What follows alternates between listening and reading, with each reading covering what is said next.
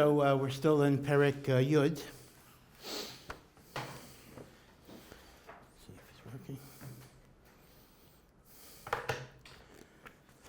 Second.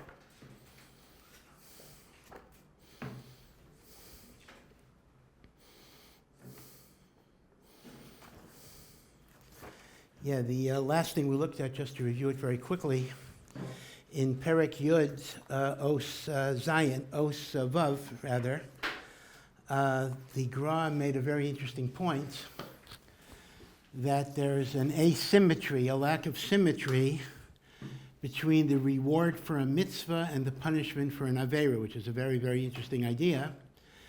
And that is, the punishment for an avera is almost by definition going to be limited. A person goes to Gehinnom, a person has an einish, but generally speaking, Gehinnom is less than 12 months, and even what is called a Rosh Hashanah is only in Gehinnom for 12 months.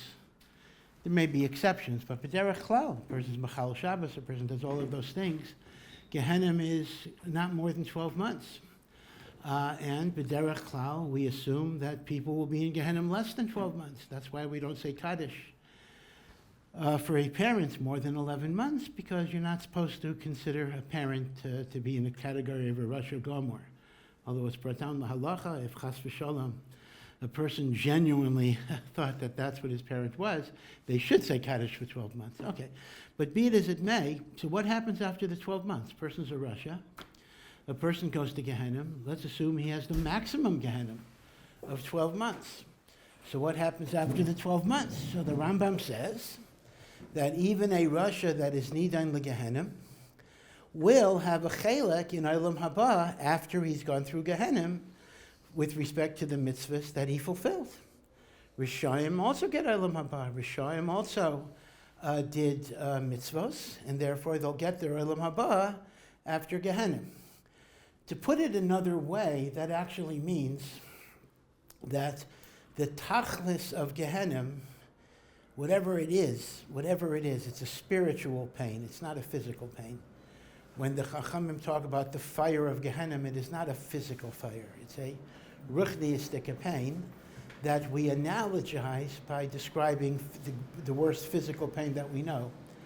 So the tachlis of Gehinnom is to purify the neshama so it will be able to get Olam Haba for the mitzvahs that it's done. Because an unpurified soul cannot be connected to Hashem. Like the Rambam's Lashon, Averis are like a mechitza. They're like walls. They're like barriers of separation. So if I do tshuva in this world, I purify myself in this world. If I was not zeiche to do tshuva in this world, then I need the Gehinnom. So Gehinnom will allow me to get Olam Haba. So therefore the Gra says, it's interesting, that Olam Haba is eternity. Olam Haba is forever. Gehinnom is Lizman, and therefore the einish of an Aveira will always be less than the reward of the mitzvah. Now, the Gra does not quote the Rambam here, but I think you need to be mashlim this with the Rambam's discussion. So the Rambam says the basic idea is that even a Rasha who didn't do tshuva, who gets Gehinnom, will be there for a Zman. The Rambam doesn't bring Yud Beis Chodesh, but other Chazal say Yud Beis Chodesh is the maximum. And after the Yud Beis Chodesh, she goes to the Nitzchiyas of Olam Haba. And the Rambam says, Beferish, even Rishayim have a chelik in Olam Haba, but then the Rambam proceeds to list those who don't have a chelik in Olam Haba. And this would be a little scary. I mean, because l'chayra, a very large percentage of Jews fall under these categories. And that is people who are Kofer in different Ikrei Amunah. You're a Kofer in Torah Min HaShamayim. There are different things like that, meaning what we would call apikorsis. So it's interesting. If I believe in Hashem, but I'm Machalel Shabbos out of Taiva, that's Gehinnom. And after Gehinnom, there's Olam Haba. But if a person is a Kofer in the Torah, does not believe it's Min HaShamayim, at that point it's Ein Lo Chelik L'Olam Haba, And I mentioned last week, and actually other weeks and other times, that there is a big machlokas. Does that even apply to a tinok shenishba? Meaning, let's assume a person doesn't believe because they were never taught. Is there any type of allowance that a tinok shenishba still gets a share in Olam Haba? So a number of people say not. It's Bavus in the name of Rav Chaim. It says, an apikaris is nebuch an apikaris. I feel sorry for the guy, but Lamaisa, he doesn't have the admission ticket. Others are mashma, there will be Olam Haba for a Kofer if he has the din of a tinok shenishba and the like. So that's a huge, huge machlokes that has many, many repercussions today. But the question I want to raise is this. So we have two types of Rishoyim, right? We have the Russia that has a share in Olam Haba, and we have the Russia that doesn't have a share in Olam Haba. So the Russia that has a share in Olam Haba, we have a pretty good idea what happens. First, he goes to Gehinom to purify his neshama for whatever the duration is. And after he's been purified in Gehinom, he goes to Olam Haba, Beseder. What about the Russia, however you define, I'm not even getting into tinok shenishba, but he's mamash a Russia who's a Kofer. And the Russia does not have a chelek in Olam Haba. So what happens to him? Does he go to Gehinom at all? And how long? And what would the purpose be? In other words, Gehinom has a tachlis. The tachlis of Gehinom is to purify a neshama so it will be able to receive Olam Haba because of its mitzvahs. The implication of that, there are two implications you can draw from that idea. Number one, the notion of eternal damnation in Gehinom, eternal damnation, you're in Gehinom forever and ever, doesn't make any sense. What would the tachlis be of eternal Gehinom? That would be sadistic. That would just be Hashem is inflicting pain. Bishlama, the Russia that has a chelik in Olam Haba. So the tachlis of Gehinom is spiritual rehabilitation, so that the person will be able to be makabel Olam Haba. Now, if a person doesn't have a chelik in Olam Haba, that basically means his neshama is beyond repair. Me'ezatam sheyiyah. So if a neshama is beyond repair, the solution is not Gehinom, the solution is simply obliteration. The person dies, it disappears, the neshama disappears. What would the tachlis be? We're going to torture you for, I don't even know how long, and then you'll be obliterated. So it would seem that the one who does not have a chelik in Olam Haba would not go to, number one, Gehinom would not be Gehinom, it would just be obliteration. That's obliteration. He dies, that's it, obliteration. And the notion of eternal damnation makes no sense either. So it's a tzarachian, because there are some lashonos of Chazal that talk about a rishus, Hitler, whatever, that a rishus can be so bad that there might be Gehinom forever and ever. Now that's different than obliteration. Obliteration, there's no consciousness. When you're obliterated, you're not aware that you're not here. Gehinom is very different. Gehinom is awareness. I am aware and I'm suffering. So even though there are some lashonos in Chazal that say eternal damnation, I think it's a tzorichi in gadol ma'od. What would the tachlis be for an eternal damnation? Obliteration, I understand.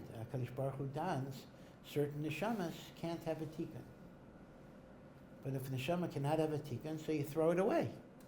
Right? You don't torture it. And the like. Now, I want to point out that the Mekubalim brought in the idea of Gilgul, which is really innate, because people will ask, well, gee, if you're telling me a person doesn't believe in Termin HaShamayim, even though they're a good person, they don't have a chelik in Olam Haba. So it's unfair if they're tinok shenishba and you follow Rav Chaim Shita that a tinok shenishba also doesn't have a chelik in Olam Haba. So here, the idea of Gilgul is the Hatzalah, meaning, okay, Enochinami, even though the person cannot go to Olam Haba, but Hashem will be machnish the neshama in a guf, a second or third, or up to a fourth time, and Mimela, even if he didn't have a chance in one life, he'll have a chance in another life. So Gilgul is not just an idea. Gilgul is actually something that's trying to answer a very shver kasha. And this very shver kasha is that there are people who literally didn't have the opportunity to earn Olam Haba for circumstances beyond their control. They were raised in a certain environment. So how is it shaykh for HaKadosh Baruch Hu to create people who don't have the possibility of tikkun? The idea is that through Gilgul there will be tikkunim, even, or at least potential tikkunim, even for those people, right? So Gilgul is, maybe I shouldn't say it this way, Gilgul is a very useful idea because Gilgul creates the mechanism of tikkun for people who are in matzavim, not tikkun. Now, there's another interesting teaching of the Rambam that the Gra does not bring, and that is, what is the minimum requirement to get Olam Haba? So one minimum requirement, according to the Rambam, is you have the correct belief system. If you don't have the correct belief system, you can't go in, even if you're a tzaddik in many, many things. Of course, that creates a real problem because the word Rishainim, I mean, the Rambam seems to define his Yud Gimel Ikrei Emunah as the ticket to be nichnas to Olam Haba. Now, the emes is, there are pratim in the Rambam Yud Gimel Ikrei Emunah that Rishainim are chaylik min. In fact, this is what the Ravid's Maram is, right? One of the Rambam's Ikrim is HaKadosh Baruch Hu does not have a guf. And even though the Psukim talk about the Yad Hashem, the eyes of Hashem, the ears of Hashem, this is only a mashal. In other words, Hashem sees, so we describe that as Hashem's eyes, even though Hashem does not have eyes. Right? Hashem moves things, so we describe that as the hand of Hashem, even though Hashem doesn't have a hand. And in fact, the Moreh Nevuchim, which goes into a lot of philosophical problems, but the original purpose, the Moreh Nevuchim started off as a letter, quite a long letter. The Rambam wrote a letter to one of his Talmidim, and the letter kind of, got out of hand, so to speak. It turned into a big, big book. But the first part of the letter was dealing with biblical descriptions of Hashem that connote physicality. I mean, that was the original tachlis that he wanted to explain. Yad Hashem, right, means Hashem's moving things and the like. And the whole first part of the Moreh Nevuchim, the first chelek of the first chelek, is like a biblical dictionary, where the Rambam literally goes through all of the physical expressions. This is called anthropomorphic expressions in Tanakh to show that it's a mashal. And therefore the Rambam says, anybody who believes that Hashem has a body is a Kofer in Ikrei Emunah. According to the Rambam, that belief will disqualify you from Olam Haba. So the Ravid says on that, right? The Ravid writes these little comments, the hasagos of the Ravid on the Rambam. He says, the Ravid's typical sarcastic way, the Ravid was a bit sarcastic in the Rambam sometimes. In fact, one hasaga, he says, Kama Niyora Sifsit, why is he wasting so much paper? The Ravid comments a few times. But here the Ravid says, when the Rambam says, anyone who says Hashem has a guf does not have a share in Olam Haba, says the Ravid, Kama Gedalim B'Tayvim Mimenu.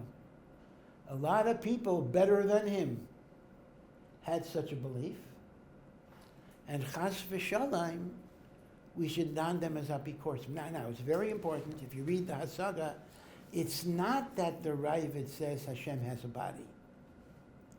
The Ravid goes on and says, they were misled because of the Lashonos of Psukim. In other words, the Ravid's also moda to the Rambam that it's a mashal, and Hashem doesn't have a body. So he's not, so be very careful. He's not cholek on the Rambam's description. But he's cholek on the Rambam saying that if you made a mistake in such a principle, you're a kofer who doesn't have a chelik in Olam Haba. So the Ravid clearly says that if I believe Hashem has a body because I read psukim that say Yad Hashem, Einei Hashem, I am mistaken. I am making a mistake, but I'm not an apikaris. I'm not a kofer. I will have a share in Olam Haba. And in fact, what the Ravid says is it ties into Rav Yosef Alba. We need to take it a little further. The Ravid was basically the same generation as the Rambam. You're talking about the 1200s. But Rav Yosef Alba was the next century, the mid or late 1300s. I don't remember the exact date.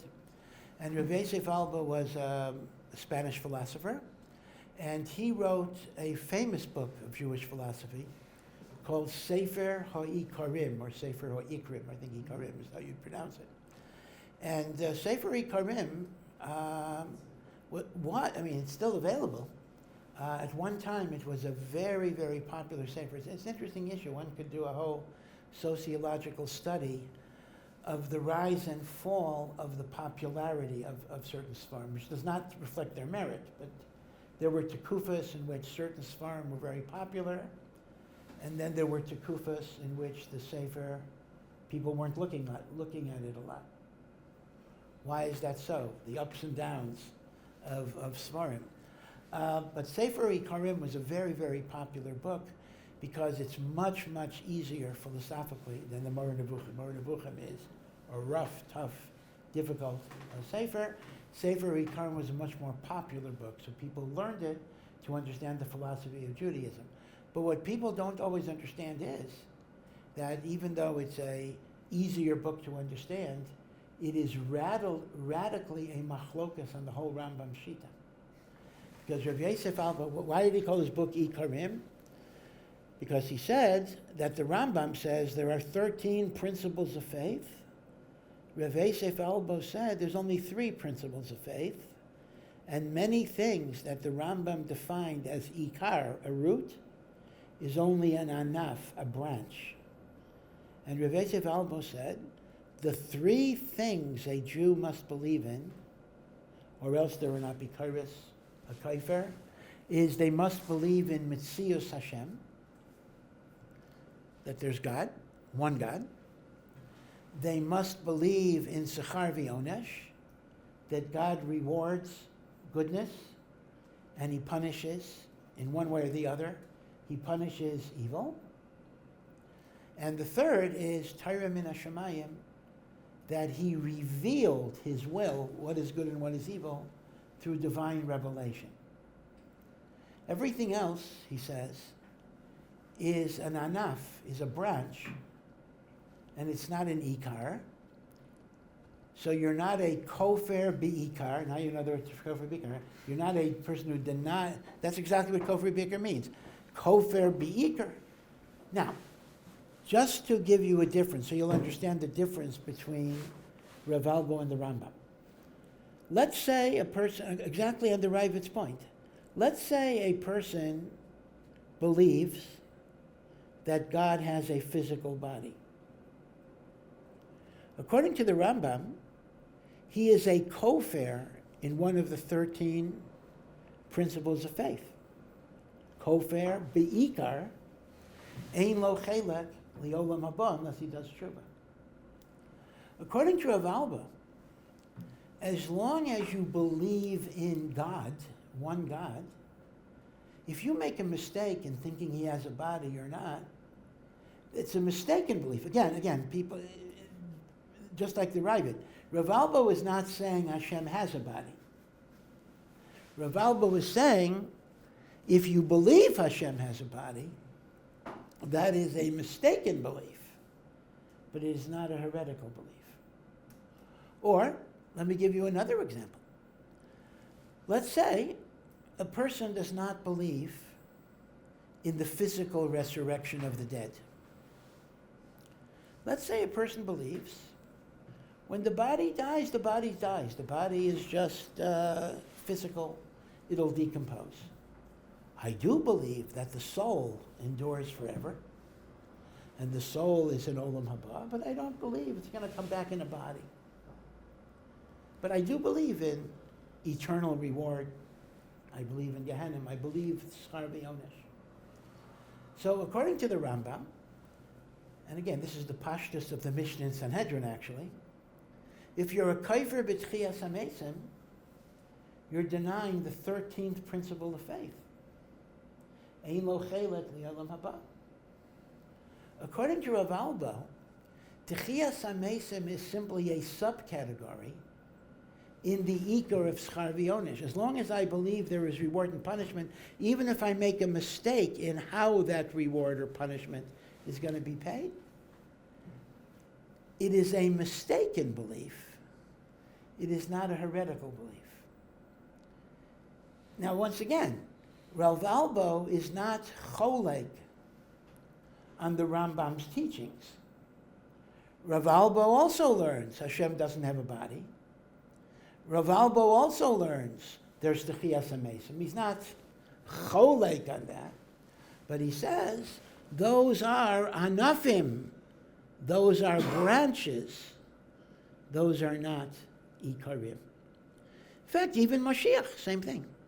What if I don't believe there's Mashiach? As I believe that the only thing that counts is the soul. So you die, you have a soul. Why do you need Tchiyas HaMesim? Why do you need, in fact, it's a good kasha actually, why do I need Mashiach in this world? According to the Rambam, you're Kofer in Mashiach, you're an Apikaris. Like Rav Albo, you're just making a mistake. And in fact, Rav Albo has rayas that there actually is a Mandi Omar in the Gemara, Rebbe Hillel. This is not Hillel Hazaken, this is a much later descendant. Rebbe Hillel says, Ein Mashiach li Yisrael. There will be no Mashiach. The last candidate died in the days of Chizkiyahu HaMelech. He says, there's no Mashiach. Now, all right, so the Meforshim kind of go crazy. They try to for him. But again, Rav Alba says, this Rav Hillel did not believe in Mashiach. Now, if he spoke today, we would see wall posters, Apikoris, Kofer. But Rav Yosef Albo says, we see from here that you didn't believe in Mashiach, but you believe in schar v'onesh. So you're making a mistake, maybe, but you're not a kofer. So this is a huge machlokas. I mean, people don't realize Sefer Ikarim, which is it's not, I wouldn't call it an easy Sefer. I mean, all philosophical books are difficult. But Sefer Ikarim is a much easier Sefer to read than Moreh Nevuchim. But people don't realize it's a very, very revolutionary Sefer. And the emes is, it may be a very useful Sefer for certain intellectual people who have difficulty accepting every prat of the Rambam's Yud Gimel Ikrei Emunah. That Sefer Ikarim creates a structure where you could still be a Jew in good standing. And the emes is, I'm going to be getting into controversial stuff, but the emes is that, I've heard myself from Kama V'Kama Gedalim that even though we routinely talk about the definition of an apikaris as someone who doesn't believe the Yud Gimel Ikrei Emunah, that's how we talk. But I've heard myself from Kama V'Kama Gedalim that it's lav dafka that the halacha is like the Rambam in every prat. That essentially they mean Rav Yosef Alba. They don't mean the Rambam. Rambam, they mean as Rav Yosef Alba defined the Rambam, which means the three ikrim that you have to be maimin is Mitzius Hashem, Schar V'Onesh, some Schar V'Onesh, and Torah Min HaShamayim. You see? And a lot of the other things are pratim or anafim, and not every mistaken idea is apikorsis. This is very important. Because in Eretz Yisrael, the vocabulary is, it is. Mistaken idea. Forget about mistaken ideas about Hashem. If you think there ought to be math in the 8th grade, you will be labeled an apikoris or a kofer. Now, think about language here just for a moment. I'm not even addressing the issue. You could be against it. You could feel it's a very bad thing. Beseder. I'm not even addressing that. But the word apikaris is not sugapa. Does not fit over there. Even in the Rambam, there's no ikar amuna that says you shall not learn mathematics beyond the 5th grade. That's certainly not an ikar amuna like any list that I'm aware of, right? So you got to be careful. In other words, the minhag, the sprach, the lashon of common discourse is anybody who says something that is not the official Torah community line is an apikairis. It's not the right language to use. It's not the right language to use. Apikairis refers to ikrei amuna, and in ikrei amuna we have machloksim among the Rishonim about certain ikrei amuna. The Marsha says a beautiful thing. The Marsha says in Maseches Rosh Hashanah that the Musaf of Rosh Hashanah is structured based on the 3 Yesaides of the Sefer Ikarim, although it was much earlier in the Sefer Ikarim. In the Musaf of Rosh Hashanah, right, so we have 3 extra brachos, long brachos, in the Musaf of Rosh Hashanah, called Malchuyais, kingship, Zichrainais, remembrance, and Shaifarais, blowing of Shaifar. And we blow the Shaifar in Chazar Sashatz at least after each of those brachas. And the structure of Malchiyais, Zichrainais, and Shaifras is the same structure. You begin with an opening paragraph of praise, and then you have 10 verses, 10 psukim, 3 from the Torah, 3 from the Kesuvim, 3 from the Nevi'im, and then a 10th Torah pasuk. So in Malchiyas, the 10 verses are about Hashem as Melech. In Zichrainais, the 10 verses are about Hashem remembering the good deeds of our forefathers. And Shaifarais are psukim where it mentions the blowing of the shofar. So the Marsha said, I'm sorry, I stand corrected. Rav Esav Albo himself says this. The Marsha quotes Rav Esav Albo. So Rav Esav Albo himself says that Rosh Hashanah is the day that we proclaim Hashem as Melech, because it is the day that we were created. So when we proclaim Hashem as Melech, we proclaim our allegiance to the 3 Ikrei Emunah. Malchios, Hashem is our king, is Metzias Hashem. There's the God that created heaven and earth. Zechrainais, God remembers reward and punishment. He takes account of the good and the bad. Now, the good and the bad, but the Gemara says, we don't mention the psukim of God remembering the bad because that's a kitra. We don't want to bring that up. But in theory, Zechrainais is Hashem remembers, good and bad. And finally, Shaifaros, the psukim of Shaifaros, are a remiss to Torah min Hashemayim because the kol shofar was blowing at Matan Torah. So Rosh Hashanah itself is an affirmation of the Gimel Ikrei Amuna. So the Kitzer, Hayatzim Midvarenu, both according to the Ravid and like Rav Yosef Alba, if one made a mistake that HaKadosh Baruch Hu had a physical body, he would be a mistaken Jew, but he would not be an apikaris. He would still have a chelek in Olam Haba. Now, is the halacha like the Rambam or like Rav Yosef Alba? No, I don't know. We'll find out when we go to Shemayim how HaKadosh Baruch Hu is going to paskin. We know. I mean, it's very hard for us to have a psak legabe how Hashem judges us in Olam Haba. Would it be that if you're a Talmud of the Rambam, you get judged by the Rambam standard? That's also shaykh. If you're a Talmud of the Ravid, you get judged by the Ravid standards, meaning you kind of choose which pathway you're going to be judged. That might be possible too. But all right. So be it as it may, in order to have a chelik in Olam Haba, there are 2 conditions. The first condition is adherence to the Yud Gimel Ikrei Amuna, or to the Ikrei Amuna, And then we have the machlokes. What are the Ikrei Emunah? Okay, so I won't say Yud. See, we're so used to saying Yud Gimel Ikrei Emunah, but that already is taking sides. We'll say adherence to the Ikrei Emunah, however defined. But then there's a second condition, the Rambam says. And I don't think, well, Rav Albo is not beferish chaylik on it, so, I don't know if he doesn't mention it, but he's not chaylik on it. And that is the following.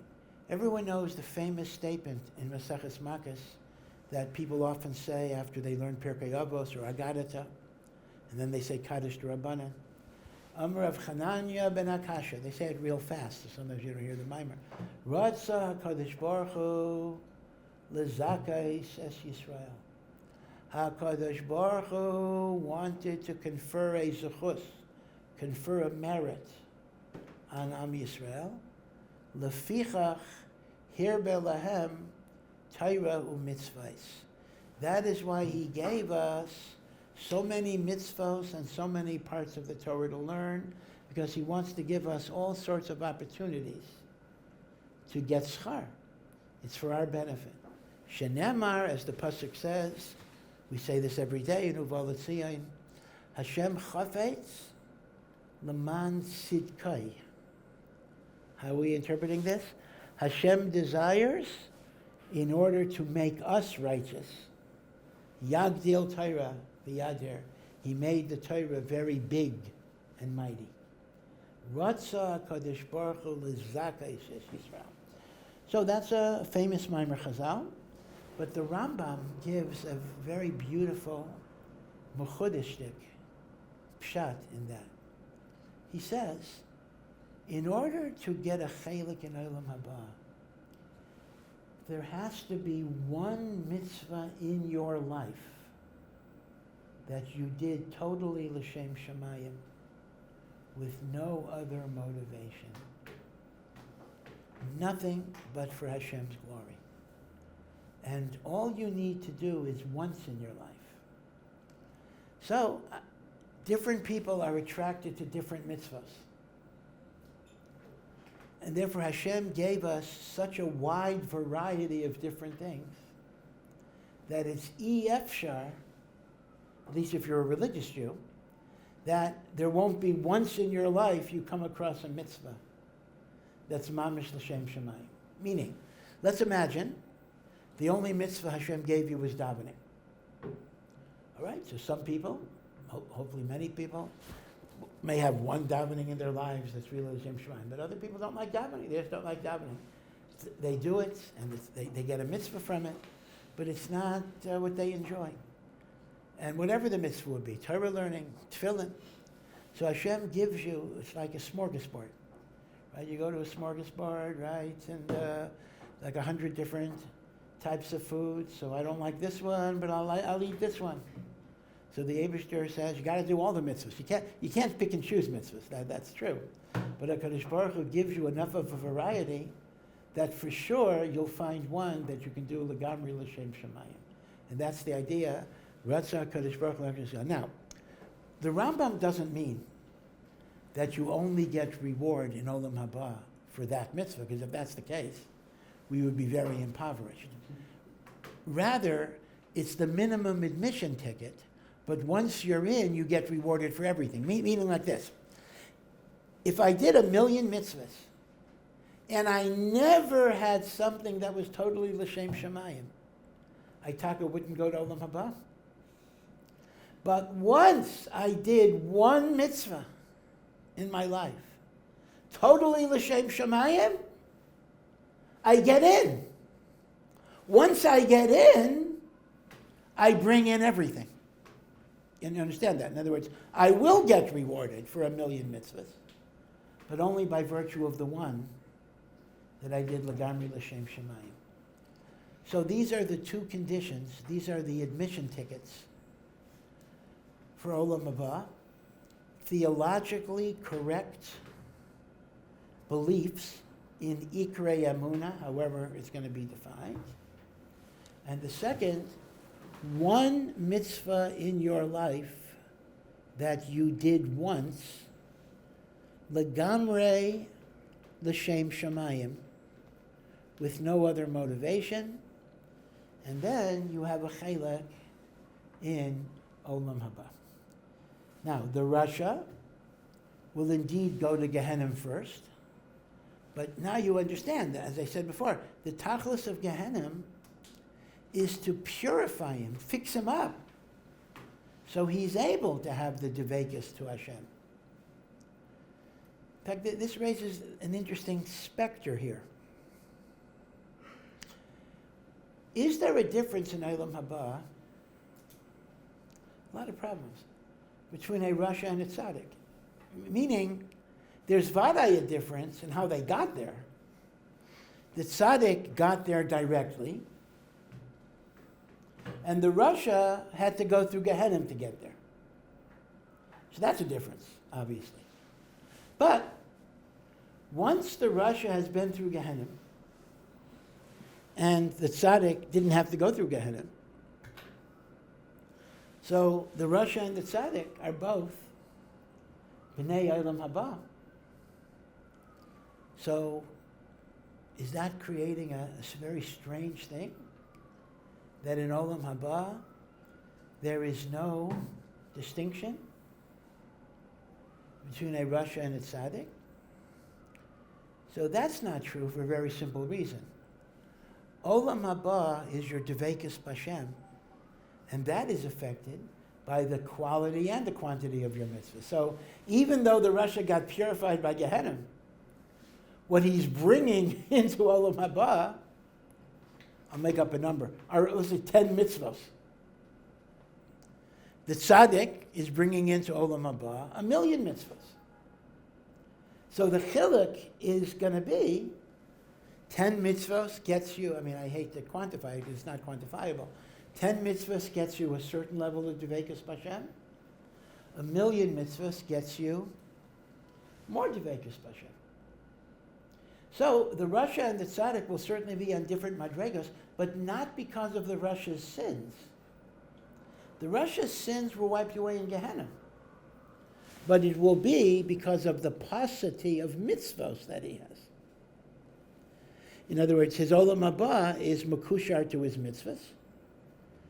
He has fewer mitzvahs, or even if he has, I don't necessarily even mean numerically, but there wouldn't be of the same quality. This is a qualitative judgment. Okay? So,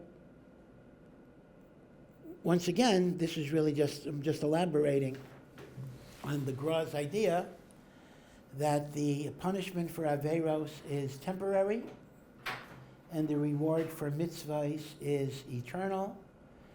And I leave it a question: if a person does not merit Olam Haba, why or is there Gehinnom Bichlal? Because Gehinnom is not serving the tikkun of preparing him for Olam Haba. So it would seem that the only thing that would happen to a person who's not a ben Olam Haba is obliteration. At least in some places of Hilchos Shuvah, the Rambam is mashma that way. The Rambam is mashma that what happens is he enters a state of non-existence. Okay. Alrighty, so that was a sifov of the Rambam. Then Zion we looked at very quickly. That simply is the idea that the sitra achra, the other side, which essentially means the Yetzer Hara here, it's a Kabbalistic term, appeals to you as a buddy and as a friend, and it tells you, take off some time, take a vacation, and then right before your death, this Yetzer Hara becomes the Satan. It's like the old joke they used to make about the, in the deep south, when you got called over for speeding, right? So the policeman would stop you to give you a ticket, and you would say, I demand to go to the judge. So the cop would take you to the courthouse, and then he would get up on the bench and put on a black robe. So he was the policeman, he was the judge, whatever it would be. Like he had all the jobs, so there was really nothing you can do. He was in charge of everything. Well, the Gemara says that the Yetzer Hara is the Satan who accuses you in Shemayim and is the Malach HaMavis who punishes you. So the Yetzer Hara makes you sin. The Yetzer Hara is makatreg in Shemayim that you deserve to be punished. And then he becomes the Malach HaMavis that actually takes your neshama. So the Gra says, all of a person's life that he was nichshel with the Yetzer Hara came as a friend, as a buddy, and then at the time of a person's death, the Yetzer Hara now comes back as the Malach HaMavis. And you see an old familiar friend and you think he's going to help you. And all of a sudden you realize he's here for a different purpose. The notion of living with illusions, what does it say? There's a famous mashal from Reb Leib Chasman. Reb Leib Chasman was one of the great Balei Musar. He was mashgiach in Hebron. He was mashgiach in Europe. The ohr.edu. He was Rav Shalom Shvadron's Rebbe, the famous Yerushalayim Maggid. So he gives a mashal, and I mentioned this mashal before, so you may have heard it, about a fellow, a farmer in Poland, a Geisha farmer. And he was going to the big city to buy stuff, and he had heard about movies for the first time. That if you go into a certain room, you buy a ticket, go into a room, you will see people and animals coming out of the wall. Coming out of the walls, miraculously. So he was a naive fellow. He bought a ticket. He's sitting in a dark room. And all of a sudden, it was like a Western or American Western or whatever it is, animals, people coming out of the wall. He thought they were real. Real things coming out of the wall. And he couldn't figure it out because when he entered the room, he had walked by the walls. He didn't see any doors or anything. Where are these people and animals coming from? So he took his big new flashlight that he bought, and he shone it on the wall to see if there's some secret entrance. But of course, when you shine a bright light on a motion picture in a dark room, you can no longer see the picture. So people yelled at him, and they said, shut off your flashlight. We can only see the movie when it is dark. So Reb Leib Chasman said, he lived when there already were motion pictures, although I very much doubt he ever saw a movie. But he said, this is a mashal for Olam Hazeh. When you sit in the dark, two things happen. You see things as real that aren't really real. When I'm sitting in the darkness, those people and animals look real. When I turn on the lights, I see they're not real. So, darkness makes you see things as real that don't really exist. And the other way around. Let's assume in your movie seat right next to you is a bag of diamonds. When it's dark, you're not going to see it. When the light turns on, you'll see it. So, darkness makes me think things are real that aren't, and it prevents me from seeing things that are real because I don't know that they exist. When you turn the lights on, both things are reversed. The things that are not real are no longer real, and the things that are real, you can see. So says Reb Leib Chasman, this is a mashal for Olam Hazeh. Olam Hazeh is a world of darkness, a world of confusion, a world where we're all mixed up. And because we're mixed up, we think all sorts of things are real that are totally fake. How much money you make, your power in the world, your influence, politics, and this story, and even the things that in your personal life, the insults, you get offended, right? We feel they're so real, because in the dark, you get tricked into thinking this is so important. And there are so many things that are important that we don't even notice. The Torah, the Chesed, the Ahavas Yisrael, the Midas. But when you turn on the lights, you realize what's real, and you realize what's not real. So turning on the lights would be you think about life, you learn Torah, and the like. So a person can go through so much of life in a state of sleepwalking.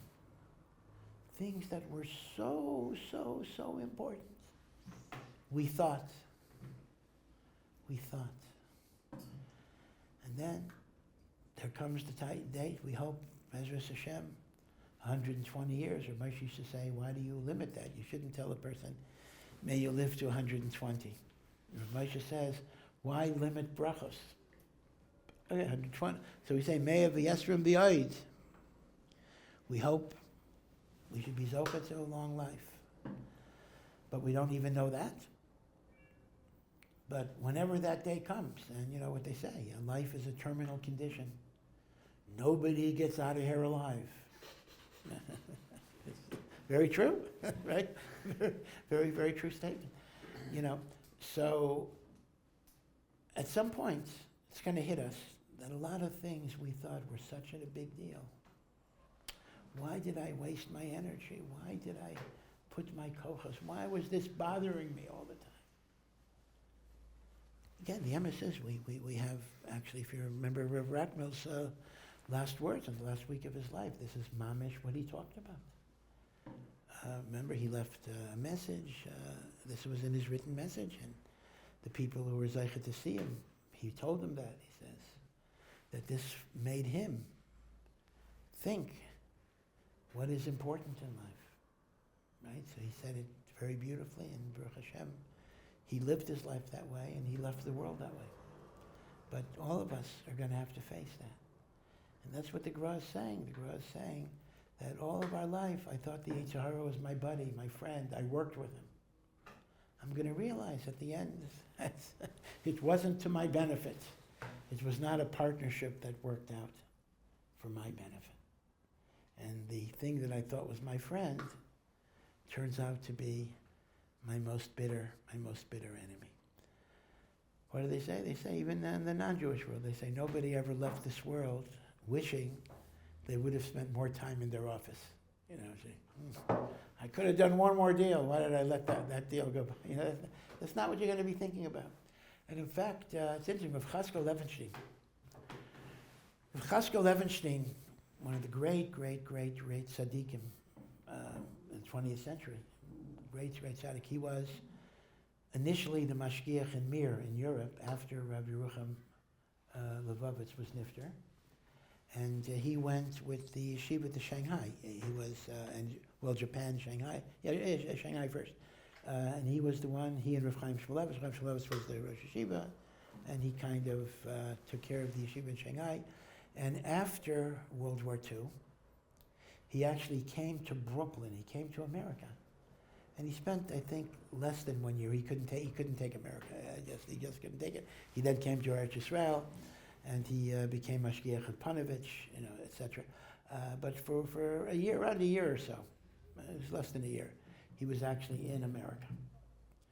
And again, as I say, he couldn't. A man of his ruchnius and a man of his sensitivity literally could not stand in America. He had to get out of there. Okay. But he did make a point. So it's interesting that even in that year, he absorbed a tiny bit of American popular culture. He saw that America, even from people, Orthodox kids, they were enamored with actors, Hollywood actors, and baseball players, athletes. In fact, I'll tell you a little story about me.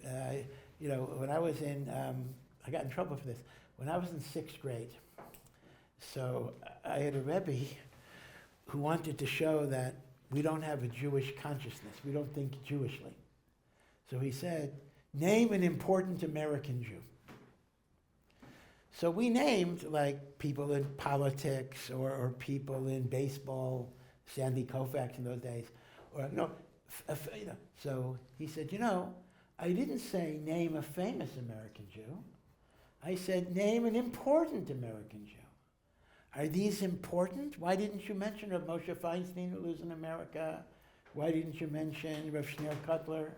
So you see, you automatically think about who's famous in the Geisha world as important. So I don't know. I felt that was unfair. So I went to another Rebbe at lunch, and I said, can you name me a famous, an important American Jew? So the person said also Sandy Koufax or something. So I said, you see, so the first Rebbe said, don't go around other teachers. But the truth of the matter is, we automatically think this way, right? You're raised in America, that's your mindset. So what Rav Chaskel Levenstein said was, he said a beautiful thing. He said, okay, even American kids, they worship sports heroes, they worship actors, all these inyanim. But what happens when a great athlete dies or a great actor dies? What do they say at the funeral? They don't talk about what a great athlete they are. They'll talk about, even if it's not true, it may not be true, but they'll say, oh, what about tzedakah, charity, he cared about kids. Again, maybe it's true, maybe it's not. That's not the point. But Rav Chaskel makes the point that even they understand in their panemius what is important in life. They understand that doing good things, doing mitzvahs or chesed or kindness or whatever it will be, that's what matters. Because even that is what they're going to talk about at the person's funeral. It's a very interesting insight. So whether they lived that way or not, some did and some didn't, that's a separate cheshbon. But the fact that that's the nekuda that they talk about shows that everybody has a hakara at the end, what life is really about, even if they didn't always live their life that way. That was Rav Chaskel's hora about America, right? That was the one thing he said about America, and then he went back to Europe, and then, not Europe, but then he went back, then he came to Eretz Israel, and he was nifter in Eretz Israel. Okay, we'll stop here, and have a wonderful Shabbos.